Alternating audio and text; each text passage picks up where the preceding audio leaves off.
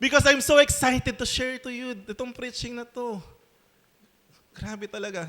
Kasunod ng preaching ni Pastor Nicky nung Friday. It's very, alam mo yun, napaka-simple lang pero dapat naiintindihan ng bawat isa. Ay, nako. Magaling tayong magmalaki sa Diyos pag wala tayong nararamdaman. Kapag meron tayong mga resources, yung feeling mo okay yung buhay, akala mo okay lang, malakas ka, pogi ka. Akala mo, until dumating ka sa punto ng life and death, doon mo marirealize. Baliwala pala lahat ng frustrations, baliwala lahat ng ambitions, baliwala lahat ng mga di mo nakamtam dito, problema mo dito. When that moment comes, hallelujah. Kaya ngayon, ni-encourage ko yung bawat isa. Seryosohin po natin ang paglapit sa Panginoon. This initiative na ginagawa, even sa mga kabrad nila Pastor Nicky, hindi po to para dumami ang tao dito. Tandaan nyo yan. Yung mga initiative na ginagawa natin, nag-reach out tayo sa school, sa mga URS, nag-held tayo ng special services kapag Friday dito. Hindi yun para dumami lang yung tao dito.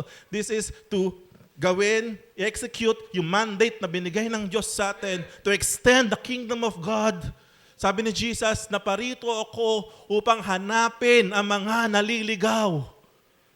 Ganun yun. Tama po yun mga kapatid. Huwag kayong ma-intimidate, pumasok sa simbahan. Mali yun, nilalagay ng demonyo sa isipan mo na wala kang karapatan pumasok sa simbahan kasi makasalanan ka. Mali yun. Pumasok ka sa simbahan kasi kailangan mo ang Diyos kasi makasalanan ka nga ni. Saan makukuha yung pagbabago? Hindi sa labas, dito.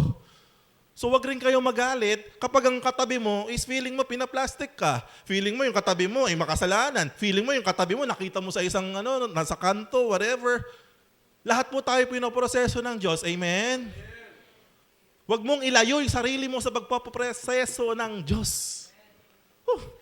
Thank you, Lord. Thank you, God. Alam mo, sabi ko kay God, sabi ko to no Wednesday, Lord, kung kukunin mo na ako, to die is gain. It's okay. Pero Lord, sayang tong katawang to, Lord. Hindi, sabi ko totoo. Kasi kilala ko sarili ko, God. Kaya kong ibigay yung buong buhay ko sa'yo. This is 1 in a billion, Lord. Kaya ko magpagamit sa'yo ng buong... kaya, binuhay pa ako ni Lord. Sabi, let the devil know, not today. Not today. Yung bargain. Bargain lang kay Lord. Lord, kung kunin mo na ako, sige. Pero papagamit ako sa'yo, Lord. Gamitin mo lang ako, God. Ngayon, you allowed me again to live a life, isa pang araw. Gamitin mo lang ng gamitin, Lord. Hallelujah. Ang sarap ng nagigising ka kasi may purpose ka. Amen? And today, ang title po natin is No ID, No Entry. Ha! Cutie. Catchy, no? No ID, no entry. Hallelujah. Excited na excited ako habang ginagawa ko yun. Ang verse po natin is taken up from Romans chapter 8, verse 1. So now, there is no condemnation for those who belong to Christ Jesus. Sige tayo po lahat tayo mo ko, manalangin. Ama, marami pong salamat o Diyos. Grabe yung pagmamahal sa bawat isa, Lord. Dinala mo na naman kami sa lugar na to, God. Nakasama ang iyong wagas na presensya. Niyakap mo na naman kami, O Lord. Marami pong salamat sa mga kapatid ko na dinako mo sa lugar na ito. Right this very moment, God, hinihiling kong iyong pangunguna, itago niyo po ako sa inyong likuran, kayong maluwalhati sa paghahayag ng iyong salta, ng iyong kapahayagan. I pray, O Lord, na ang bawat isa ay makapakinig, Lord. Tanggalin mo ang anumang sumasagabal sa isip, sa puso, para hindi marinig, hindi pumasok sa kanilang mga puso ang iyong salta. I pray, O God, nakikilos ka sa aming kalagitnaan ngayon. Using this word, Lord, na nanggagaling sa iyo, Panginoon, papaintindi mo sa mga kapatid kong ito ang kahalagahan ng mga pag-aaralan namin ngayon, Panginoon. Marami pong salamat, God. Sa iyo po namin pinagkakatiwala at binabalik lahat ng papurit pagsamba sa pangalan ni Jesus at ang lahat ay magsabi ng Amen! Hallelujah! Ito na nga. Totoo naman. Kaya nga yung iba ayaw pumasok kasi parang feeling nila they do not belong. Tama naman, di ba? Pero sabihin ko po talaga sa inyo, unang-una, plain and plain, Tama ka. Oh. Bibigyan na kita ng, sige, tama ka, hindi ka nga belong. Kasi kahit sa anong kaharian, kahit na nga mga organization lang pwede ka ba namang papasok dun sa may Malacanang Palace, dire-diretso ka lang dun? Di ba? Bakit? Ba't pinipigil? Papasok, pwede ka ba pumasok sa university na hindi ka naman nag-aaral doon?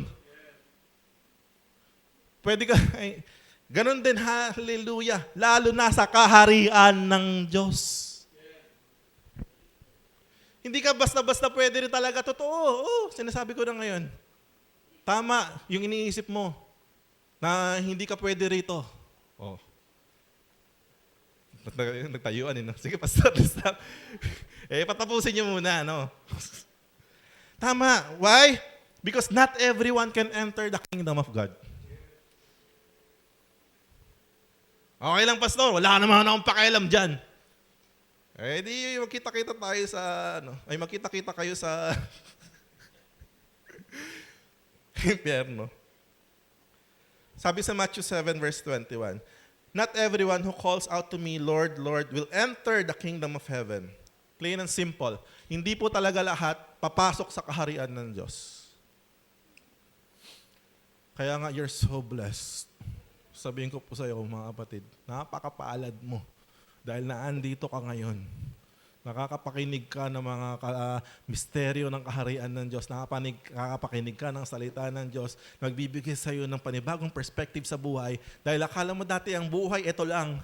Ang akala mo buhay, ito lang. Makatapos ka pag-aaral, magtrabaho, mamamatay, tapos na. Pero ngayon, hindi po ganun. Ang buhay natin dito sa lupa, napakaikli lamang kumpara sa walang hanggan na naghihintay sa atin. Tandaan niyo yan, mga kapatid ko. Alam mo kung anong default natin? Teka lang, question muna, para mag-aliwanagan tayo. Sino ba talaga po rito ang gusto na makapasok sa kaharian ng Diyos?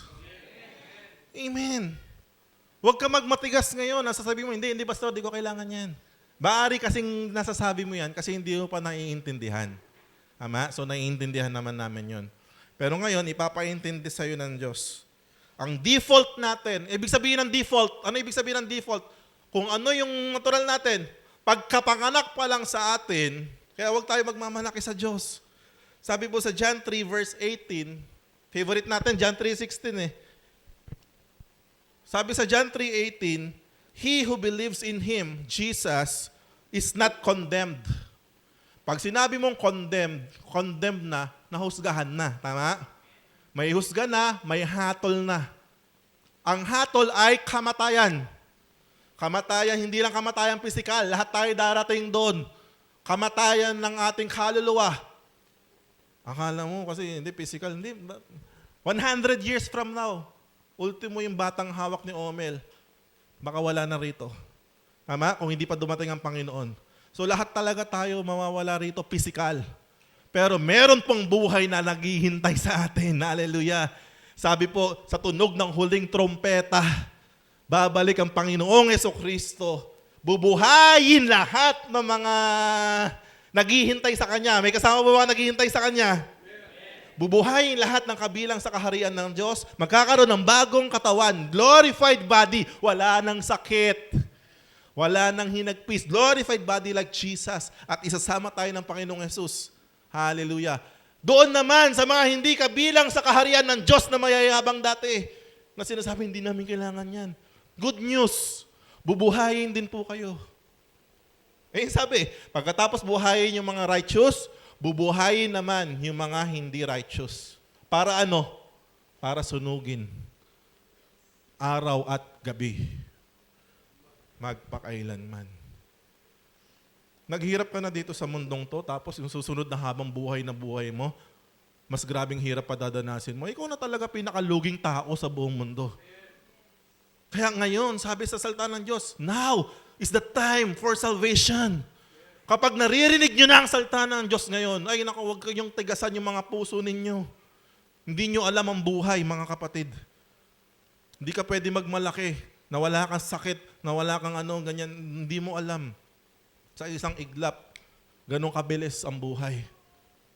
Marami natutulog, hindi na nagigising. Marami lumalabas lang dyan, nasasagasaan. Nakarinig na ba kayo na nasagasaan ng pison?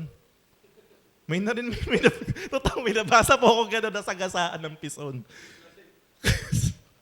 Dati, pang-joke lang natin yun eh. Kasi yung pison, sobrang bagal, di ba? Sobrang bagal nun, masasagasaan ka ba nun? May nasagasaan ng pison. Now, he who believes in Jesus is not condemned. But he who does not believe in Jesus is condemned already because he has not believed in the name of the only begotten Son of God. Ito mga kapatid dahil sa kasalanan ni Adan, kilala niyo naman si Eva at Adan, ang ating unang-unang ninuno. Dahil sa kasalanan ni Adan, lahat po tayo pinanganak under condemnation. Whether you like it or not. Kahit ikaw pa yung pinakamabuting tao, feeling mo, wala kang ginagawang kasalanan, plastic mo. Kahit na feeling mo talagang mas mabait ka sa iba, talaga namang kahit feeling mo talagang banal ka na, pinanganak po tayo na may hatol na. Amen? This is our default. Even if you think that you are good and that's no sin, you are still a sinner by default. Kaya wala pwede magsabi dito na born again ako since birth. Wala pong ganun na pinanganak na ligtas. Dahil sa kasalanan na minana natin. Amen? Kaya dumarating po talaga yung time na kailangan nating magdesisyon na tanggapin ang Panginoong Jesus sa buhay natin. Tayo na may mga anak, responsibilidad po natin sila na mailapit sa Panginoon as early sa bata sila. Sabi, train up a child in the way that they should go. Tayo mag-i-introduce sa kanila, anak, kailangan mo si Kristo. Hanggang dumating sila sa punto ng buhay nila na kaya na nilang magdesisyon. Oh, hallelujah. Ako, kampante ako, kahit mamatay ako, sigurado ko si Pablo ligtas na eh. Araw-araw talaga nagde-devotion yun, nagbabasa ng Bible, nagsusulat na devotion, nagpe-pray every morning. Marunong siya nga, makita niyang nag-pray niya ako, lay hands.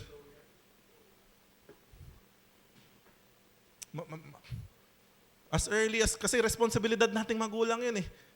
Kasi kanya-kanya ang kaligtasan, amen? Pero sino mag-i-introduce sa kanila? Kung tayo hindi pinalad, na yung mga nauna sa atin ay hindi tayo agad nagabayan, talagang, para si Lord mabait, talagang gumagawa ng way para matagpuan tayo. Pero ngayon, sa generation natin na alam na natin, hindi na tayo papayag, amen? Na yung ating mga anak ay lalaking hindi nakakilala sa Panginoon. Kasi nga, by default, we are sinners. At kapag inabutan ka ng iyong kamatayan na hindi mo pa tinatanggap ang Panginoong Yesus sa buhay mo, hindi gusto ng God, pero yun ang kabayaran ng kasalanan, kamatayan. Sabi sa Romans 3:23, everyone has sinned. We all fall short of God's glorious standard. Hallelujah. Ngayon, eto na nga feeling mo, mabait ka. Hindi ka nagnanakaw, hindi ka pumapatay, hindi ka nangangalo niya, nagbibigay ka, whatever. Feeling, may ganun naman talaga. Hindi naman lahat ng tao masama. Amen? Pero hindi porket mabait ka, sigurado kang sa langit ang punta mo. Hindi po ganun yun. Hindi merit yung goodness dito. Kaya nga yung mga Pariseo, galit na galit si Jesus sa kanila. Tama? Eto na. Never for once na iisipin mo na ikaw ay maliligtas dahil sa sarili mong righteousness, sa kabanalan mo. We do righteous deeds, nagiging mabuti tayong tao dahil bunga yon ng ating kaligtasan. Amen? Bunga yon ng ating Panginoong Hesukristo. Ayun ang mauuna. Then definitely, magre-reflect yung righteous acts mo. Pero kung babaliktarin mo, magiging righteous ka muna para maliligtas ka. Hindi po ganun yun. Kasi pwede kang mabuting tao, pero sa impyerno punta mo. In the same merit, ito yung pag-uusapan natin mamaya, pwede ka namang nandito sa kaharian ng Diyos, pero minsan sumasablay pa. Amen? Ngayon, tanong lang, saan ka babagsak? Pag dito, mabait ka, bumagsak ka, impyerno punta mo, hindi ka makakapunta ron kahit anong bait mo. Tama? Ang kabutihan ng Diyos, hallelujah. Pag ika'y nadala na sa kaharian ng Diyos, minsan-minsan bumabagsak ka, nandito ka, amen? Babangon ka, nandito ka pa din. The righteous will fall 7 times, but he will rise up again. So wag niyong never for once mong iisipin na kailangan perpekto muna ako. Diyos ang magsasanctify sa atin. Diyos ang magbabago sa atin. Ako 20 years ng Christian. Kasama ng mga kasama ko dito. At I know for a fact na hanggang sa panahon ngayon, inaayos pa rin ako ng Diyos. May binabago pa rin si Lord. Sabi ko nga lang, kagabi lang, nangyari sa akin, another turning point, Lord. Parang may pinakita na naman si God. So wag mong iisipin na dahil sa iyong kabutihan, dahil sabi sa Isaiah 64:6, tingnan mo to we are all infected. Eto na. Alam mo kung ano yung illustration ko talaga dyan sa No ID, No Entry? Sino rito yung mga nakapanood ng mga zombie films? Mga Resident Evil, ganyan. Yung mga infected. Tapos yung mga infected, ang dami, di ba? Zombie sila, ang dami-dami nila. Tapos magkakaroon ng shelter. Sa isang shelter, may malaking pader na ganyan. Magtatakbuhan lahat ng tao para ma-save. Then bago sila makapasok, i-scan muna sila kung infected sila. Amen? Titingnan muna kung baka may kagat sila. Baka may lagnat ng onte, X ka na. Parang ganun yung illustration natin ngayon Na kahit anong pagpupumunit mo, pumasok sa kaharian ng Diyos. Kapag infected ka, zombie ka nga ni. Kaya pala sabi ni God, tayo kahit buhay, ang tingin niya sa atin, patay. Walking dead. Zombie talaga. So, pupumiksik, papasukin niyo ako. Sabi sa Isaiah 64:6, we are all infected and impure with sin. When we display our righteous deeds sa paningin ng Diyos, they are nothing but filthy rags.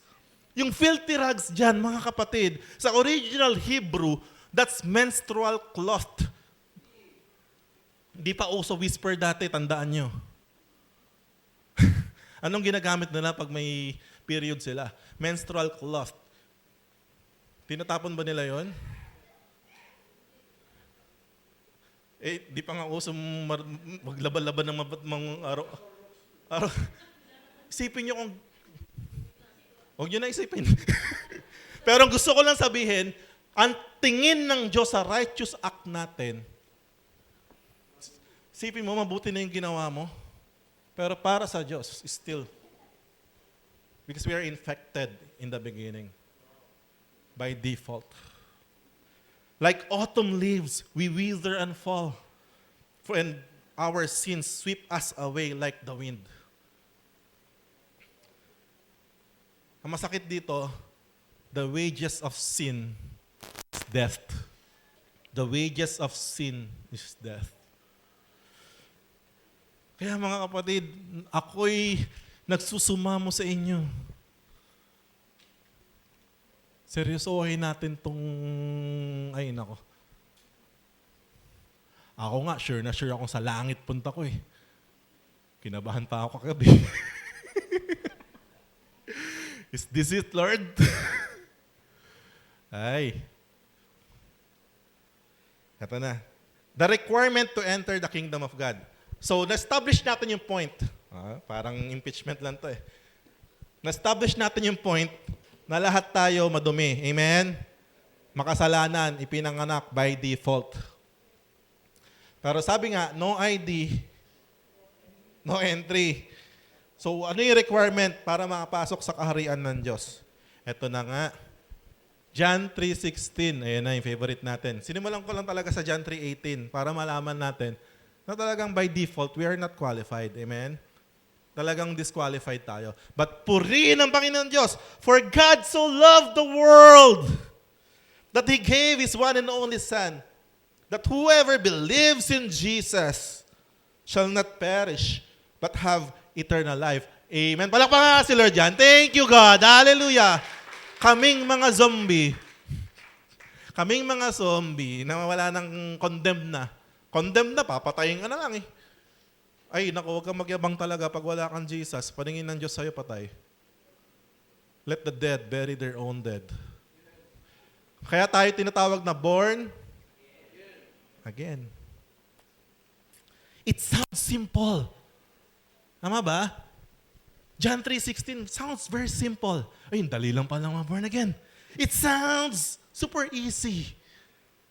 Ay, simba tayo LCC. Mga born again tayo. It sounds super simple. It sounds super easy.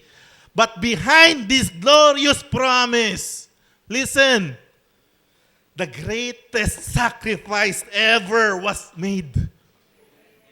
Ngayon ako, kaya nga, nakakayak talaga. Alam mo yung Magnificent? Pagkapanganak ko pa lang, favorite song ko na yun. Nung na-born again ako, grabe talaga. Habang tinutugtog namin kahapon yan, kaya ako muntik kuhanin. Sabi ko, tunay culmination. Favorite song ko talaga yung Magnificent. Kasi Magnificent means extremely beautiful. Wala nang masigit pa. Kaya sabi sa kanta, no one ever will compare. Isipin mo, this magnificent God. Hallelujah. Ay, mauubos talaga yung hiya natin dito kay Lord. We must understand what it means to God and what had to happen before we could enjoy this great privilege. Kailangan alam mo kung ano nangyari eh. Kasi napakadali nung John 3:16 eh. Kaya tayo pinupulaan nila, Brother Eli. Ano yan, John? Maniwala ka lang sa ligtas ka na? It sounds super simple. But it takes understanding para talagang tumimo sa puso natin yung depth, yung lalim nung ginawa ni Jesus. Na para bang kaming mga pastor, nagmamakaawa pa. Sige, tanggapin niyo si Jesus. Alam mo, hindi. Ako never ako nagmamakaawa. Ang stand ko lagi ko sinasabi, pag nag-share ako ng salvation, lumalabas, nag-share, I stand up to them. Not like, alam niyo yung mga nagbebenta, napipilitin ka na may dala silang brochure. Uso to dati, noong mga unang panahon. May mga dalang, may mga dalang ganyan. As kakatok sa inyo, as may dalang brochure. Di ba uso po dati yun? Ay, mga ganun. Hindi lang basta may mga binibenta sila naka-brochure eh. Tapos papapasukin mo. Opo. Sasabihin sa'yo lahat ng produkto nila. Di papakinggan mo naman. For 30 minutes to 1 hour. Ang ganda. Ang ganda po, ang ganda. Tapos pagdating sa dulo, ma'am, may gusto ka mabilhin? Ay, ala po eh. Yung feeling nung para siyang nagsayang ng oras niya doon sa isang bahay na akala niya nakakalungkot. But tayo, when we share the Word of God, we do not stand up to them na something like that. Humaharap tayo sa kanila like their lawyer. Abogado. Tayo may alam ng karapatan nila. Amen? Oh. Babasahin natin sa kanila ang karapatan ninyo. Kapatid, karapatan mong maligtas. Ikinamatay ni Kristo sa krus ng Kalbaryo, dumana ka kanyang dugo, maligtas ka lang, maibalik ka sa kaharian ng Diyos. Ngayon, ang tanong ko sa iyo, gusto mo bang tanggapin ng Panginoong Jesus? Ano kaya sasagot niya? Ay, hindi, pastor. Okay, tanga. Hindi totoo, yung hindi mo man sabihin, pero sinong tatanggi? Sinong tatanggi sa napakagandang ginawa ng Diyos? Kaya nga tama yung sinabi sa Hosea 4:6, my people are destroyed for lack of knowledge. Kasi kung naiintindihan mo lang, the blood of Christ. Dapat maintindihan po natin ng gusto to. Kaya sabi ko nga, napakasimple lang naman ang i-share ko eh. Basic lang ulit. Pero with the touch of the revelation in the kingdom of God. Amen? Mas naiintindihan natin. Ano nangyari sa dugo ni Kristo? Kasi sabi natin kanina, kailangan maintindihan natin kung ano nangyari, kung paano tayo nagkaroon ng John 3:16. Kaya ayaw mo tanggapin, kala mo napakasimple lang eh. Pero kung alam mo yung nangyari, Nung unang panahon, mga kapatid, pakinggan nyo itong mabuti. Sa Old Testament, bago dumating si Jesus, araw-araw po, sila po'y nagpapatay ng tupa. Okay ba? Para yung dugo ng tupa, iniaalay nila, yung dugo ng tupa, iwinawasik po yan sa mga madudumi para maging ceremonially clean.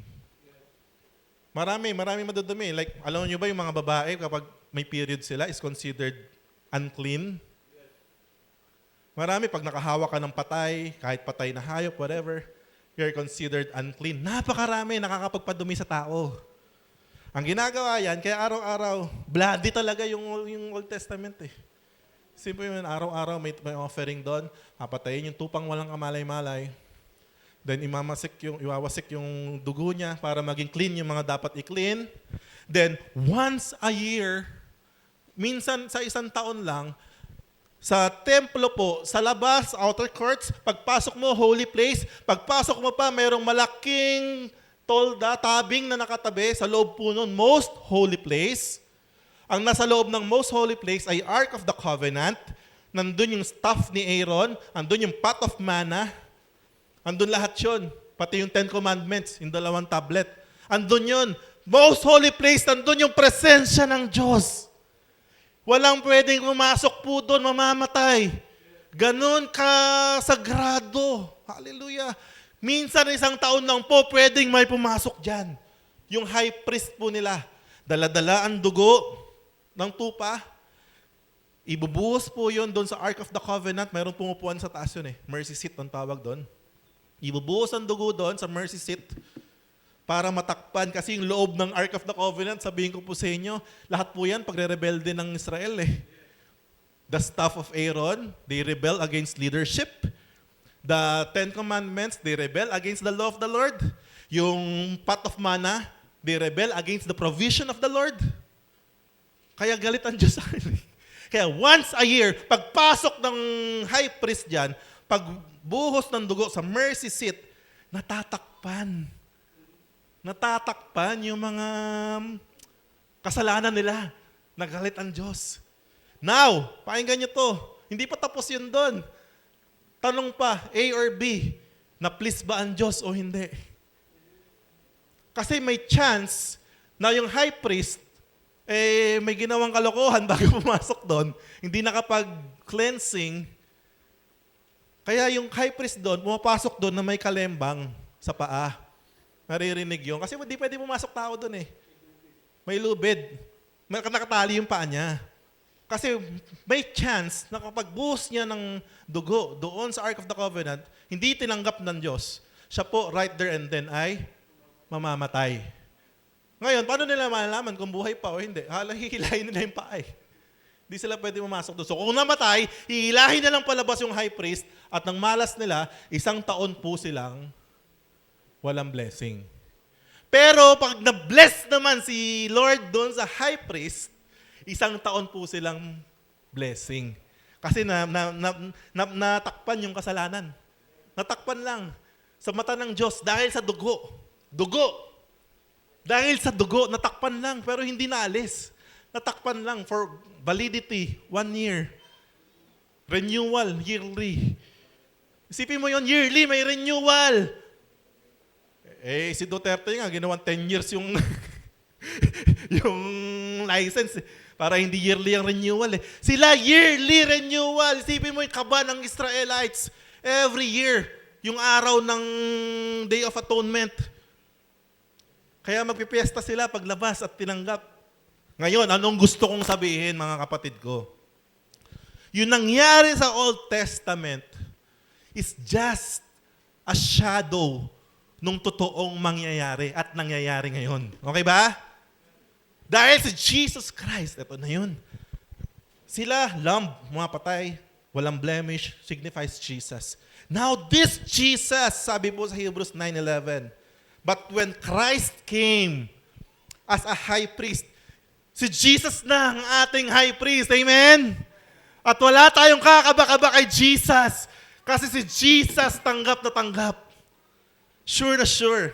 Siya na ang high priest. Siya yung pumasok sa holy place. Ang dugo na dala niya, hindi dugo ng sino mang lamb. Dugo niya. But when Christ came as high priest of the good things that are now already here, He went through the greater and more perfect tabernacle that is not made with human hands. That is to say, it's not a part of this creation. Tingnan mo to, verse 12. He did not enter by means of the bloods of goats and calves, but He entered the most holy place once for all by His own blood, thus obtaining eternal redemption. Palaparan si Lord yan. Thank you, God! We are now eternally saved. Hindi na taon-taon. Isang sakripisyo. Isang kaya nga naman, hallelujah. The Lamb of God that was slain, hindi lang to cover the sin, but to take away. Oh, I love it! Tinanggal na ang kasalanan mo dahil sa dugo ni Jesus! Whew. Kaya ngayon, hindi ka na infected. You're not infected anymore.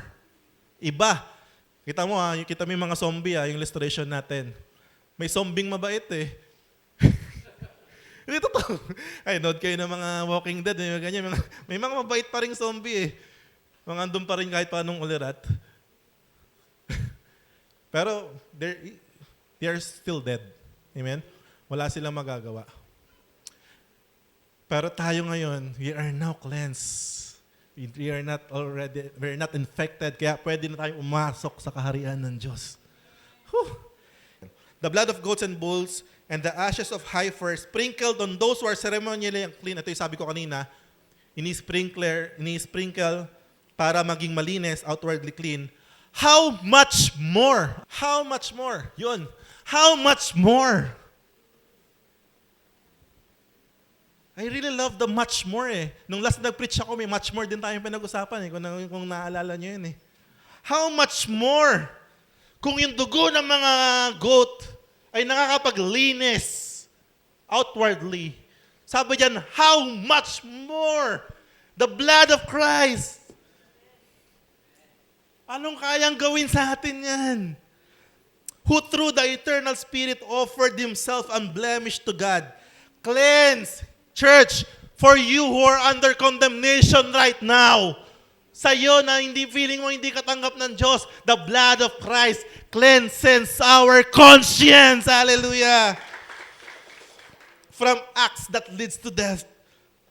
Para saan daw? So that we may serve the living God. Hallelujah. Niligtas tayo, nilinis tayo ng Diyos para maglingkod sa Kanya. Sabi mo katabi, para maglingkod kay God.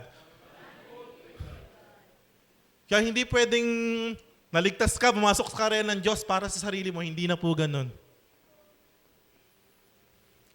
Yung preaching ko po ng Wednesday, sabi ko po dyan, kung panoorin niyo po sa YouTube, hindi po lahat ng prayer, yes ang sagot. Sometimes nagbibigay ang God ng no. May no ang Lord. But if He gives you a no for an answer, it is because God has prepared something greater para sa iyo. And I will give you a tip. Kung gusto niyo ng answered prayer talaga, mabilis. Siguraduhin niyo na ang ipagpe-pray ninyo nakalinya sa kalooban ng Diyos. Amen? Ay, nako. Bakit nung nag-pray sila, Daniel at PK, na i-bless ng gusto yung business nila? Binless. Kasi nakalinya sa kalooban ng Diyos. May purpose. Amen! Kaya huwag kayong mag-pray para sa sarili nyo lang. Ay, nako. Tagal niyan. Pauproseso ka muna ni Lord ng gusto hanggang ma-renew muna yung mind mo, maayos muna na gusto nyo mabilis, always pray aligned in the will of God. Magamit sa kaharian niya. Oh, hallelujah. Because without the shedding of blood, sabi sa Hebrews 9:22, without the shedding of blood, there is no forgiveness. Kaya napaka-big deal talaga. When we celebrate Holy Week, pag Holy Week, wala kayong ibang mapapanood, sangkatutak, Passion of the Christ, ganyan. Pinapakita yung talagang ginawa kay Jesus. Alam mo, kung ngayon hindi pa nag-make sense sa'yo yun, dugo ni Jesus dumanak. para sa'yo. Ang kinin mo na, para sa'yo. Ay, sabi sa Ephesians 1:7, He is so rich in kindness and grace that He purchased our freedom with the blood of His Son and forgave our sins. Hallelujah. We attain forgiveness of sins. Sabi mo sa katabi mo, pinatawad ka na ng Diyos. Dahil sa dugo ni Kristo. Amen. So kung wala yung dugo ni Kristo, wala si Kristo sa buhay mo, pinatawad ka ba? Andan na, pwede mong i-claim yung forgiveness mo. Pero the only way for you to claim your forgiveness is to accept Christ in your life. Amen? Kaya kung hindi mo pa tinatanggap si Kristo sa buhay mo ngayon, ay nako, sabi ko sa inyo mga kapatid, hindi mo alam ang buhay. Hindi mo alam ang buhay. Baka hanggang ngayon ka na lang. Pero kung tinanggap mo si Lord, syempre magkakaroon ng direksyon buhay mo, no? Magkakaroon, gagamitin ka ni God. Kasi may mga matitigas ulo eh. Pag nakita ng Diyos, na talaga naman, kasi sa mata ng Diyos, tapos na eh. Tama ba? Sabi sa Bible, ang isang araw kay Lord is 1,000 taon. Sa atin. So, sa storya ng buhay, sa paningin ng Diyos, tapos na yung buhay mo. Sabihin ko sa iyo kapatid, alam din niya kung sa ending ng buhay mo, tinanggap mo siya o hindi. Amen? Kaya hindi rin tayo dapat mag-judge ng mga katabi natin. Baka yung ginajudge natin na pumatay ng rider kahit masakit sa atin yan. Hindi, totoo lang. We never know. We never know yung grace ng God na i-extend sa kanila. Pero, kung wala na rin naman, Lord, di tanggap na yan. Kunin mo na, Lord. Mataong yan. 1 Peter, for you know that God paid a ransom to save you from empty life you inherited from your ancestors. And it was not paid with mere gold or silver which lose their value. It was the precious blood of Christ, the sinless, spotless Lamb of God. So dahil sa dugo ni Kristo. Now, ito na. Next point. Last two na lang. Now, you can enter the kingdom of God. Palakpakan na si Lord yan. Hallelujah. Makakapasok na tayo. May ID na tayo. Pastor, akala ko ba di mo natapos preaching mo? Haba pala, no? Now you can enter the kingdom of God. Hallelujah. Ito, bibigyan ko kayo ng si Paul ang nagsulat po niyan. Ito ang reality. Reality to mga batid. Tinanggap mo si Lord o hindi, ito ang realidad. Sabi sa Romans 7:21, sundan natin yung logic ni Pablo. Sabi ni Paul, pakinggan mo mabuti ito, I have discovered this principle of life. Natagpuan daw ni Paul to. Christian ka man o hindi, LCC ka man o hindi, natagpuan niya yung principle of life. Ano raw yon? That when I want to do what is right, kapag gusto kong gawin yung tama, I inevitably do what is wrong. Ano ibig sabihin doon? Kapag gusto kong gawin yung tama, kusa ang nagagawa ko ay mali. Amen? Ganun talaga yung principle of life. Ito yung panahon na wala pa si Kristo sa atin. Okay ba yun? Ito yung logic dyan. Nung sinasabi ni Pablo yan, hindi nung naka-Jesus na siya.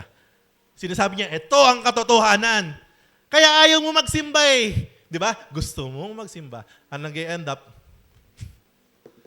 ay saka na lang. Next week na lang. Okay lang yan. Okay lang yan, Kuya Bronze. Okay lang yan, Jeff. Okay lang yan, mga nag-i-invite. Sir Briggs, next time na lang, di naman mauubos yung service nyo eh. Di ba? Kahit gusto mo naman. Kasi ito talaga yung natin eh, default tayo eh. May default tayong sin, inherited sin. Kaya sabi niya, pag gusto kong gawin yung tama, inevitably, ibig sabihin ng inevitably, kahit ayaw mo, nangyayari, inevitable. Kumbaga, pag lumabas ka sa ulan, inevitably you will be wet. Wala kang magagawa, mababasa ka. Sabi, ganito raw talagang status natin eh. Sabi niya, si Pablo nakadiscover niyan. I discovered the principle of life. That kung gusto niyong gawin tama, nagagawa niya mali. I love God's law with all my heart. Pariseyo siya eh. Tama? But there is another power within me that is at war. Kaya nga sabihin ko sa inyo, hindi yung mga righteous acts natin. Kasi that time, Paul is a Pharisee. Teacher of the law. Alam niya yung law. Kaya nga sabi niya, I love God's law. But there is another power within me that is at war with my mind. Meron pang isang power. Ano yung power yun? Power ng sin and death. Nasa loob. Naglalaban. This power makes me a slave to sin that is still within me. That part na sinasabi ni Paul, ito yung bago siya ma-convert, ha? May laban talaga. Naglalaban eh. Kahit nga Christian ka na, naglalaban pa din. Tama, mali, no? Meron pa rin eh. Mga palag-palag pa din. Ang sabi niya, oh, what a miserable person I am. Who will free me from this life that is dominated by sin and death? Sino magpapalaya sa akin sa gatong status? Oh, hallelujah. Buti na lang si Pablo, may sagot na. Ang sabi niya, thank God! Thank God! Sabi nga natin, thank God! Thank God! The answer is in our Christ, our Lord. Hallelujah! The answer is in our Christ. Jesus! Siya ang sagot. So kung wala kang Jesus, yes, may laban talaga lagi. But because you have Jesus right now, the answer, andyan na. So you see how it is? In my mind, I really want to obey God's law, but because of my sinful nature, I am slave to sin. Ito na. Alam mo yung Bible kasi, yung verses and chapter, tao lang naman naghati niyan. Tama, no? Pero nung sinulat ni Pablo yan, it's just a one continuous letter. Tama? So ang karuktong po ng Romans 7:25 ay Romans 8:1. At ang sabi sa Romans 8:1, therefore, oh, hallelujah. Oh Lord, I love you. Therefore, there is now no condemnation for those who are in Christ Jesus. Thank you, Lord. So the only way for us para makaligtas sa tiyak na condemnation, ating Panginoong Jesus. Amen? Tama po yung ano. Dalhin niyo po yung mga ano dito. Sabihin niyo dito sa LCC, makatagpo kayo ng kapayapaan, kagalingan, kaligtasan. Ito yung dinideclare kanina eh. There's healing in His name, salvation in His name, freedom in His name. Pagdating niyo dito, hindi po kami ang ma-encounter ninyo, kundi yung hari. Hallelujah. Magpasalamat po kayo.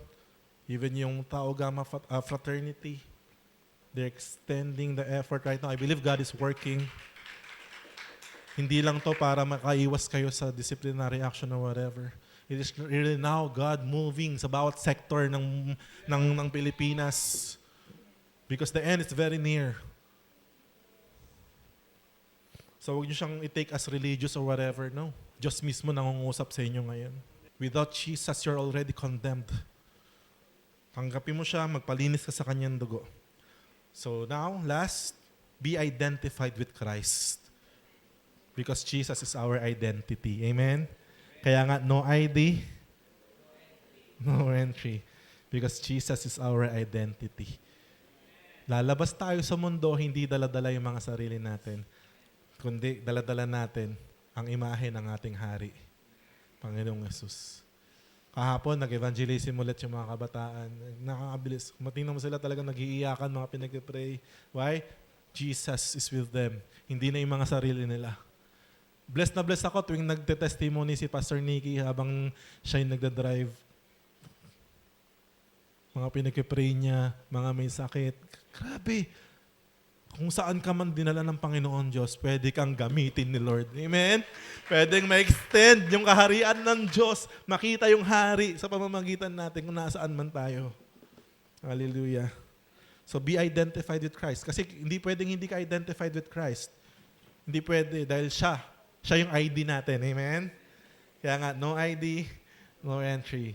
Sabi, isuot natin yon. Sabi sa 2 Corinthians 5:17, whoever is in Christ, he is a new creation. The old is gone. Behold, the new has come. Hallelujah. So, yun lang po. Ang ganda lang po umabot eh. Tapos, sinad ko na kay Reg eh. Eh, di ba? So, may natutunan po tayo ngayong umaga. So, grabe. Kaya nga masarap mag-worship kay Lord. Amen. God, who am I? Sino kami? Mga wala naman kaming mga kwentang tao kumpara mo sa mga nasa elite na mga ano. Pero hallelujah, Lord. Natagpuan mo kami. Naliligtas, natagpuan mo kami, Lord. Sinama mo sa iyong kaharian. Ibinalik sa amin ang nawalang dominion. Niligtas. Oh, hallelujah. Ano sabi sa verse kanina? To serve the living God. So, God bless you all po. To God be the glory. God loves you. Hallelujah.